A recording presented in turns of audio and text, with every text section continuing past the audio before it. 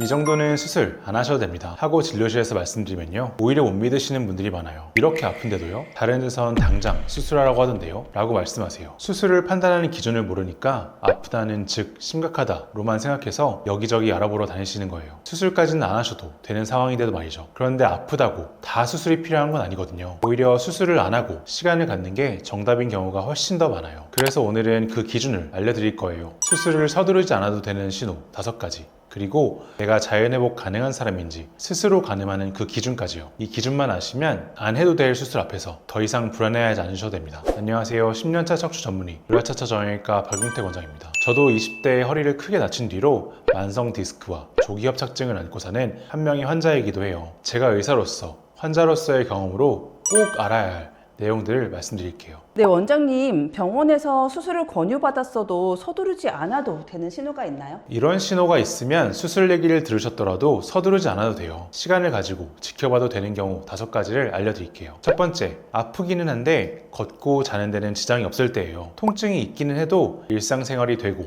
약으로 조절이 되고 밤에 잘 주무신다. 그러면 사실 급할 게 없어요. 디스크는 10명 중 8, 9명이 시간이 지나면 저절로 좋아지는 병이에요. 협착증도 절반이 넘는 분들이 증상이 자연스럽게 가라앉고요. 몸에는 원래 회복하는 힘이 있어요. 혈액순환이 되고 면역세포가 일을 하면서 염증이 가라앉고 디스크가 흡수되고 따라서 눌린 신경 주변도 시간이 지나면서 자리를 잡거든요. 그래서 급성기에 무조건 수술부터 생각하실 필요가 없는 거예요. 기다리는 게 손해가 아니라 오히려 정답인 경우가 사실 더 많아요. 두 번째, 디스크가 크게 터졌을 때예요. 디스크가 크게 터졌으면 더 위험한 거 아니에요? 이렇게 생각하시죠? 실제로 여러 병원에서 너무 크게 터지셔서 자연 치유가 안 될 것 같다, 이대로 두면 마비가 올 수 있으니 당장 수술하시자 라고 듣고 너무 걱정되는 마음에 저에게 찾아오시는 분들이 꽤 있어요. 이분도 20대 여성분으로 오랫동안 앉아서 하는 악기 연주를 하셨던 분이었어요. 중요한 공연을 앞두고 계셨어서 수술을 하는 것이 일정적으로 사실 어려운 상태셨거든요. 다른 방법은 없는지 저희 병원에 한번 의견을 듣기 위해서 찾아왔던 분이었어요. 증상은 심하긴 했는데 그래도 약을 먹으면 활동은 가능한 상태셨어요. MRI를 한번 보면 신경을 꽉 막고 있을 정도로 큰 디스크가 흘러내려가 있었죠. 그래서 가는 병원마다 당장 수술하자,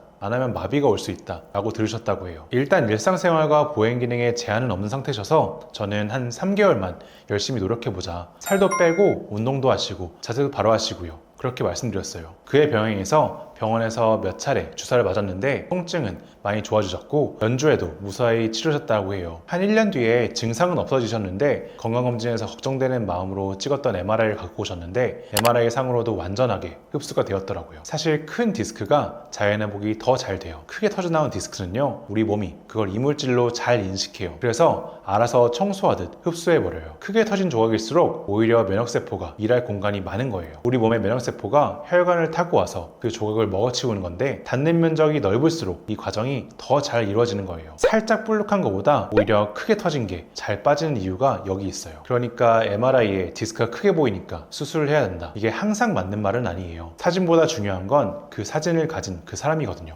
지금 잘 걷고 계시는지, 일상이 잘 되시는지, 사진이 아니라 그 삶을 봐야 돼요. 세 번째, 아프기 시작한 지 얼마 안 됐을 때예요. 특히 다이저림 없이 허리만 갑자기 아픈 경우예요. 급성 요통은 시간이 지나면서 좋아지고 급성 디스크도 4주에서 6주 안에 자연스럽게 가라앉는 경우가 많아요. 이 기간 동안 몸 안에서는요, 터지거나 눌린 부분 주변 염증이 서서히 가라앉는 과정이 일어나요. 초반에 심했던 통증도 4주, 6주 지나면서 자연스럽게 줄어드는 분들이 많은 거예요. 네 번째, 치료에 조금씩 반응하고 있을 때예요. 신경 주사를 맞았더니 효과가 있다, 자세도 고치고 걷기랑 코어 운동을 했더니 아주 조금씩이라도 나아지는 게 느껴진다, 그러면 이 병은 저절로 좋아지는 그 방향으로 가고 있는 거예요. 좋아지고 있는 건데 굳이 수술을 서두를 필요 없겠죠? 다섯 번째, 이게 제일 중요해요. 마비가 없을 때예요. 여기서 마비란 저린 거, 아픈 거랑 완전히 달라요. 다리에 힘이 안 들어가서 발이 잘 안 들리거나 대소변을 참기 힘든 상태를 말해요. 저림이나 통증은 아무리 심해도 마비는 아니에요. 발목이나 발가락에 힘이 멀쩡하게 들어간다, 대소변에 문제가 없다, 감각도 살아있다, 통증만 있고 마비가 없다면 대부분은 시간이 내 편이에요. 정리해볼게요. 걷고 자는데 지장이 없다, 오히려 크게 터진 디스크다, 아픈지 얼마가 되지 않았다, 치료에 반응을 하고 있다,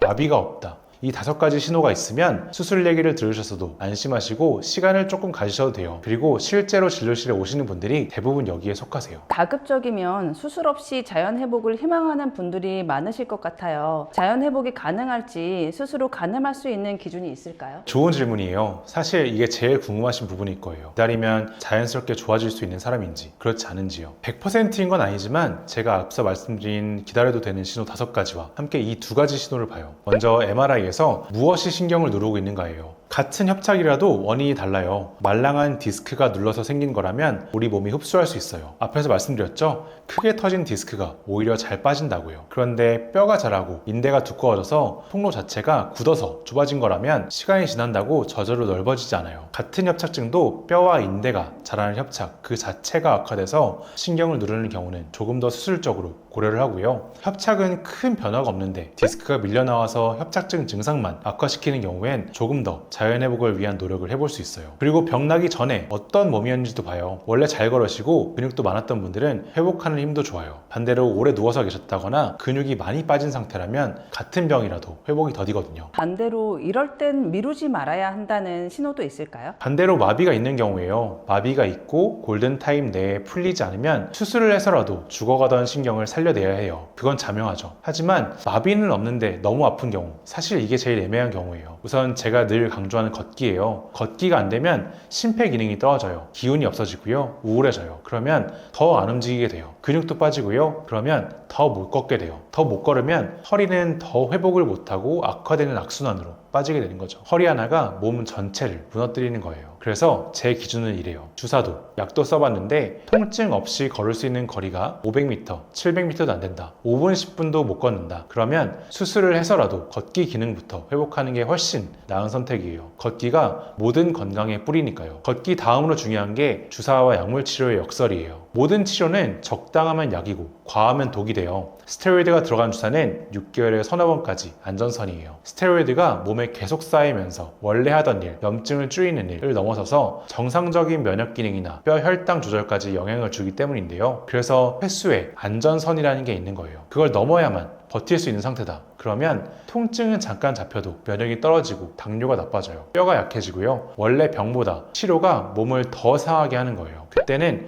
역설적으로 주사를 줄이기 위해서 수술을 하는 게 더 나아요. 사실 걷기 기능 저하나 과도한 약 주사 치료 그 문제는요. 바른 자세나 운동 그리고 정확한 진단에 맞는 치료로 의외로 좋아질 가능성이 있어요. 실제로 이 병원 저 병원 다니시다가 수술을 고민하면서 저희 병원 오셨는데 결국은 비수술 치료로 잘 지내고 계시는 분들이 더 많으세요. 진짜 문제는 마비예요. 마비 증상이 있으면 위험하다는 건 많이들 알고 계실 거예요. 마비가 진짜 무서운 이유가 있어요. 골든타임이 지나면 아무리 좋은 치료를 받아도 후유증처럼 평생 남을 수도 있는 거거든요. 증상별 골든타임 꼭 기억해 두세요. 대소변 장애가 오는 마비, 마미 증후군이에요. 척추 맨 아래 말총처럼 생긴 신경 다발이 지나가는데 이 부분이 심하게 눌리면서 대소변을 조절하는 신경까지 함께 영향을 받는 상태예요. 그래서 다른 마비보다 훨씬 응급하게 다뤄지는 거예요. 이건 대략 72시간이에요. 가장 급해요. 그 다음은 다리 힘이 빠지는 마비예요. 발목이 안 들린다거나 까치발이 안 된다라고 하면은 보통 3일에서 3주 안팎에 다른 치료들의 회복이 안 되면 그때는 수술이 꼭 필요해요. 또 발바닥에 껌이 붙은 것처럼 감각이 둔해지는 마비예요. 이 감각마비는 3, 4개월 안쪽에 다른 치료에 호전되지 않으면 수술을 고려해 보시는 게 좋아요. 힘이 빠지는 마비는 감각마비보다 골든타임이 훨씬 짧은 이유는요. 운동신경이 감각신경보다 눌리는 압력에 더 예민하기 때문에 그래요. 그래서 다리에 힘 빠지는 경우를 더 급하게 봐야 되는 거예요. 일단 마비 증상이 시작되면 골든타임 안에 수술을 해도 10명 중 1명은 돌아오지 않을 수 있어요. 수술은 잘 돼서도 다리 힘이나 감각 일부가 예전만큼 완전히 회복되지 않고 남는다는 뜻이에요. 그만큼 신경이 예민해요. 어떤 선생님들은 이렇게까지 말씀하세요. MRI가 마비가 올 정도로 심하면 시한폭탄을 안고 사느니 차라리 미리 수술하시라고요. 모두가 동의하는 정론은 사실 아니에요. 그런데 실제로 진료실에서는 마비가 있으셨는데 수술까지 가지 않았던 그냥 방치를 했던 분들을 많이 뵙게 돼요. 그래서 그 후유증으로 고생하시는 분들을 꽤 많이 보게 되거든요. 그 마비의 무서움을 생각하면 마비가 올까봐 수술을 한다. 그 말이 아주 틀린 말은 아니라고 생각해요. 그러니까 다리 힘이 점점 빠지거나 대소변이 이상하거나 사타구니 감각이 둔해지면 이건 안심 신호가 아니에요. 바로 병원에 가시는 게 좋아요. 그럼 수술을 미루는 게 오히려 병을 악화시킬 수 있다는 거는 알고는 있지만 그래도 수술이라는 말만 들어도 두려워하시는 분들이 있으신 것 같아요. 원장님께서는 이 부분에 대해서 어떻게 생각을 하시나요? 저도 척추 디스크 환자로서 있어서 그 마음을 사실 잘 알아요. 이 무서움에 대해 솔직하게 말씀드릴게요. 예전에는 수술이 정말 큰일이었어요. 크게 째고 근육을 젖히고 뼈도 많이 깎고 회복도 길었죠. 기존 수술은 근육을 넓게 젖히고 뼈도 많이 깎다 보니까 그 부위에 출혈이나 감염이 생길 여지도 그만큼 컸어요. 내시경은 구멍 하나로 들어가서 필요한 부분만 정밀하게 건드리니까 몸이 다치는 범위 그 자체가 작아진 거예요. 합병증이 줄어드는 이유도 여기에 있어요. 여기서 오해하시면 안 되는 게 있어요. 내시경이 만능은 아니라는 거예요. 척추뼈가 심하게 흔들리는 경우, 아예 분리가 된 경우,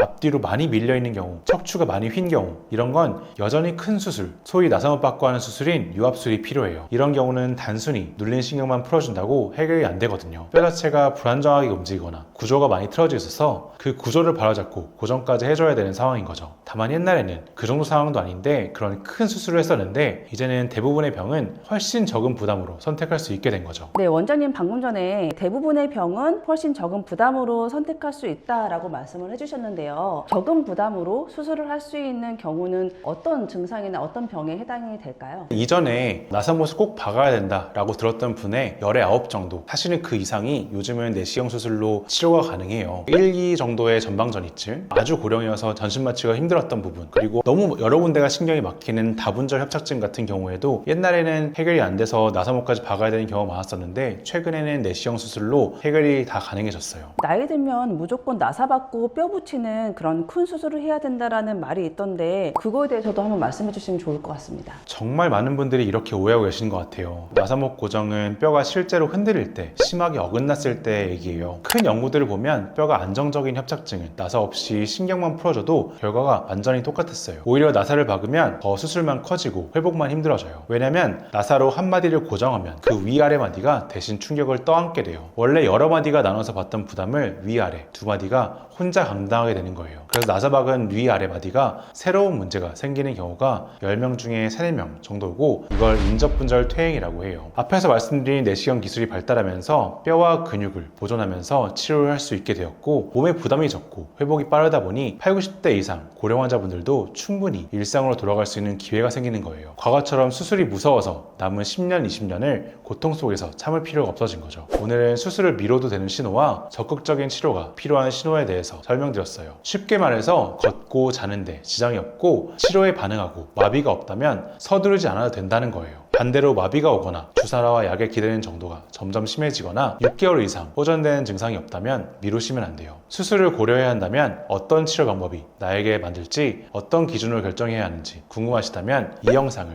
시청하시면 도움이 되실 거예요. 오늘 영상이 유익하셨다면 많은 분들께 도움이 될 수 있도록 구독과 좋아요 눌러주세요. 지금까지 의라차차 정형외과 박용택 원장이었습니다.